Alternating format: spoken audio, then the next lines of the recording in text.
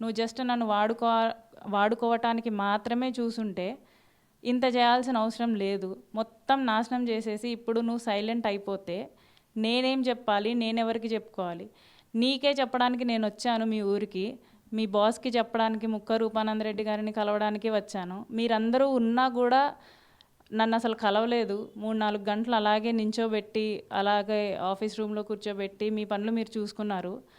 ఇది మీ నెగ్లిజెన్స్. ఒక అమ్మాయికి ఇలా చేసేసి మీ పనులు మీరు చూసుకోవడం అనేది ఏమాత్రం న్యాయం కాదు.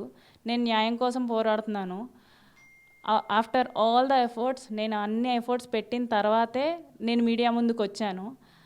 శ్రీధర్ని అడగడం జరిగింది, వాళ్ళ పేరెంట్స్ని అడగడం జరిగింది. Every single person who has very close contact with Sridhar, నేను వాళ్ళందరినీ కాంటాక్ట్ అవ్వడం జరిగింది. డైరెక్ట్గా మీట్ అవ్వడానికి ప్రయత్నించడం జరిగింది. They literally rejected me.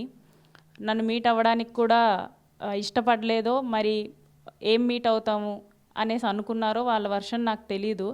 So అమ్మాయికి ఇలా చేసేసి మీరందరూ సైలెంట్గా ఉండడం అనేది చాలా అన్యాయం అండి. నాకు న్యాయం కావాలి ఖచ్చితంగా శ్రీధర్ విషయంలో. ఎందుకంటే 1.5 సంవత్సరం నుంచి మా ఇద్దరి మధ్య ఏం జరుగుతుందో నాకు, శ్రీధర్కి తప్ప ఎవ్వరికీ తెలీదు. ఈ విషయంలో ఎంతమంది ఇన్వాల్వ్ అయినా